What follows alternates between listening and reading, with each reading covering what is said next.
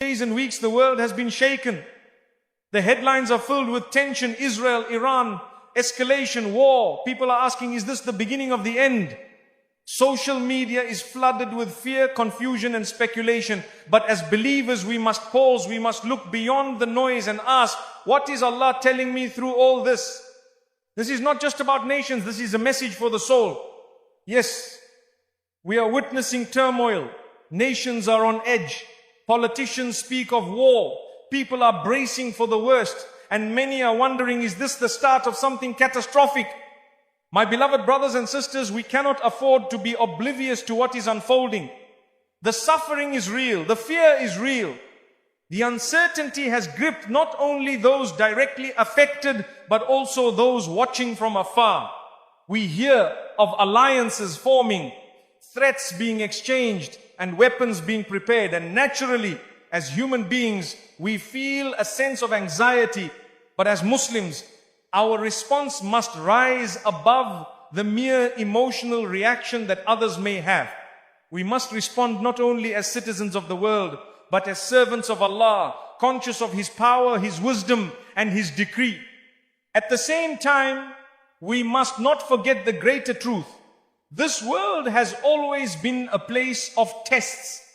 From the time of Adam, peace be upon him, mankind has been tested with power, with weakness, with unity, and with division.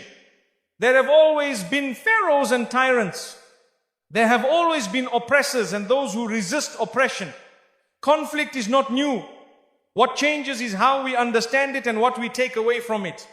Allah reminds us in the Qur'an that trials are not always isolated to the wrongdoers.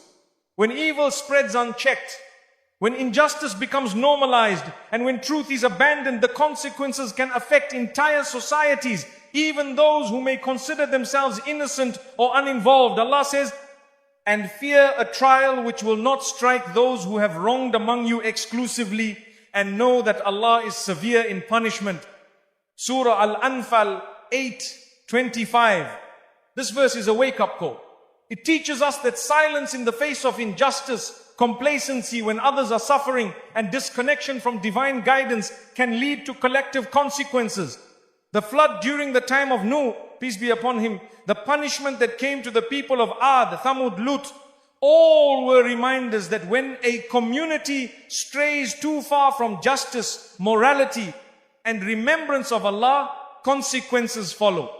So today, when we see nations preparing for conflict, when we hear of powerful governments making decisions that impact millions of lives, when we watch images of bombings, displacement, or retaliation, our first reaction must not just be outrage. It must be self-examination. Where do we stand in the eyes of Allah? What have we done to improve ourselves, our families, our communities? Are we people who just scroll, share, and get angry online, or are we people who actually turn to Allah and live as He commands? This is why our response cannot be purely political, it cannot just be tribal, it cannot be emotional in a way that leads to despair. It must be spiritual. Because while the world sees battles on the ground, the believer sees the signs in the skies, the signs that Allah is reminding us to wake up, to come back to Him, and to prepare for the real meeting, not with governments or armies, but with our Lord. And when the Prophet Muhammad, peace be upon him, warned us about the end times, about the increasing fitan, the confusion, the killing, the trials that make truth appear false and falsehood appear true, He didn't just want us to be aware, He wanted us to be ready. Ready with taqwa, ready with repentance, ready with sincere hearts that are not shaken by what happens in the world, because they are firmly anchored in the remembrance of Allah. Let us never forget, history repeats itself not just because people forget it, but because they forget Allah. And whenever people forget Allah, He reminds them sometimes with ease and sometimes with hardship. The question is, will we listen? We must understand, my brothers and sisters, that what we are witnessing today is not just a clash between nations or a competition for dominance. It is a reflection of a world that has distanced itself from its creator. When morality becomes subjective, when human life becomes disposable, when lies are normalized and truth is mocked, we should not be surprised that the earth itself begins to shake under our feet. Allah does not change the condition of a people until they change what is within themselves. And sometimes that change begins with a shock. A moment in history that exposes the false sense of control we thought we had. A war, a collapse, a crisis not just to harm us but to wake us. The truth is, many of us have grown comfortable in a world that is built on instability. We have placed our trust in leaders who do not fear Allah, in systems that have no regard for divine justice, in economies built on injustice, and in information that often deceives more than it informs. And now, as that world begins to crack, we are being forced to confront a deeper reality, a spiritual one. This is not the time to argue about geopolitics without acknowledging the state of our own souls. This is not the time to debate historical grievances without understanding the divine purpose of trials. This is not the time to fear worldly consequences while ignoring the reality of the day of judgment. The Prophet Muhammad, peace be upon him, told us that there will come a time when holding on to Islam will be like holding on to a burning coal. That time is not in the distant future for many. It has already arrived. And yet, in this very challenge lies the opportunity for elevation. Allah has chosen you and me to witness this time, to live through it not as passive bystanders, but as people of faith, as people of action, as people who carry a message of truth in a world that is desperate for meaning. So, before we speak of the external chaos, let us reflect on the internal one. Before we look outward and criticize, let us look inward and correct. Before we raise our voices in protest, let us lower our heads in prayer. Because no army, no government, no strategy, no trending hashtag will ever replace what is missing if we are disconnected from Allah. And if we truly believe that Allah is in control, not just in theory, but in practice, then our first response to this unfolding crisis must be a return to Him. A sincere, humble, and urgent return. These are not normal times. These are not moments to waste. These are moments in which destinies are written, not just of nations, but of individuals. The decisions we make today, the stances we take, the sincerity with which we respond, all of it will be weighed on the day when no title, tribe, or government will matter. Only your deeds, only your faith, only your submission to Allah. So take this moment seriously. Ask yourself, if I were to die today, in the midst of this global storm, would I be ready to meet Allah?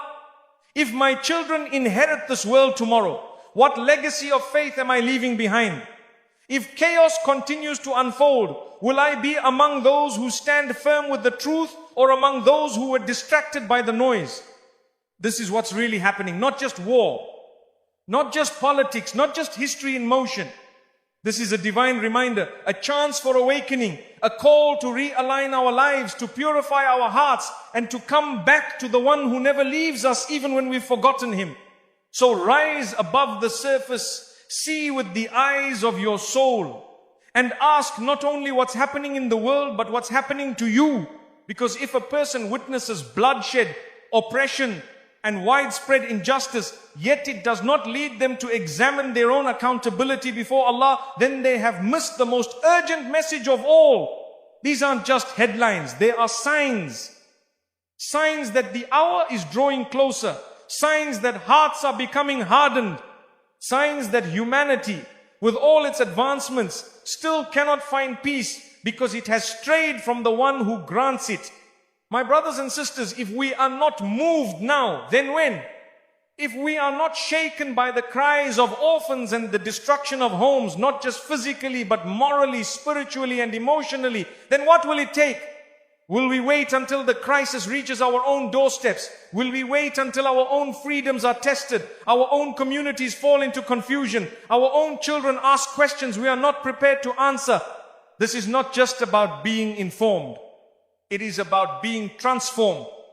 Because Allah allows these moments in history not only as a test for those directly affected, but as a test for those watching. He watches how we react. Do we rush to judgment or fall into despair? Do we respond with ego and nationalism, or with humility and humanity?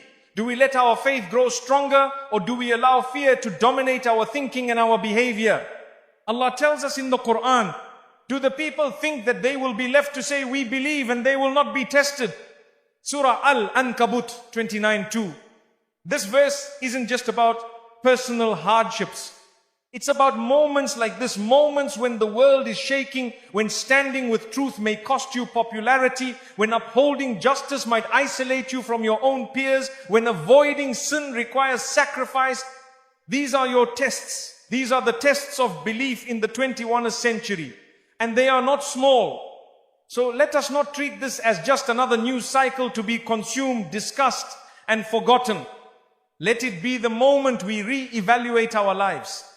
Let it be the moment we correct our intentions, renew our relationship with Allah, and commit to a path that aligns with His pleasure, not with the trends of the world.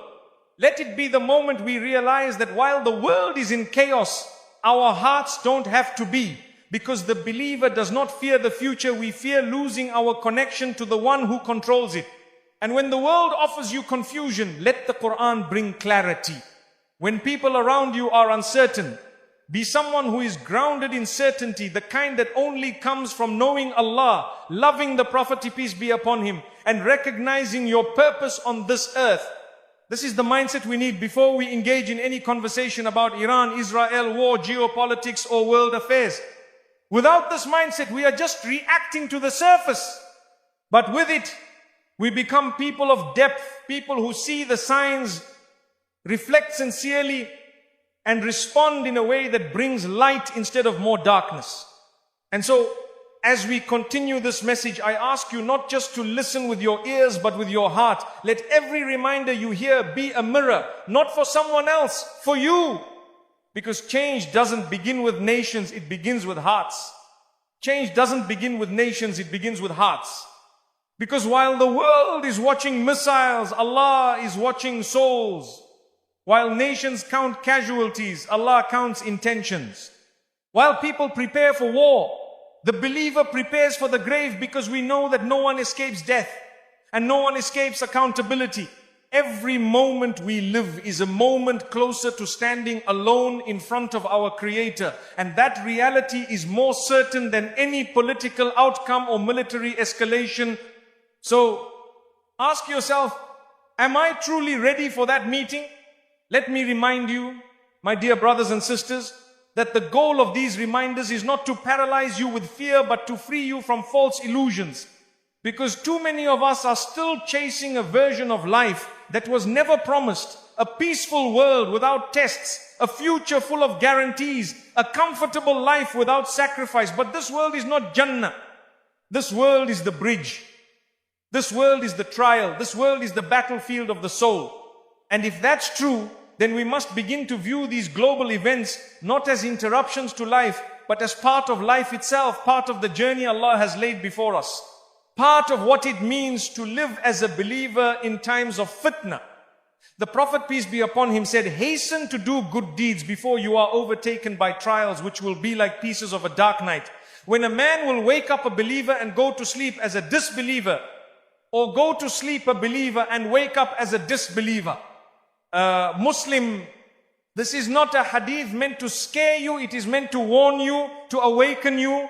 The speed at which the world changes, the instability of modern life, the moral confusion of our time, all of it is preparing the stage for such trials.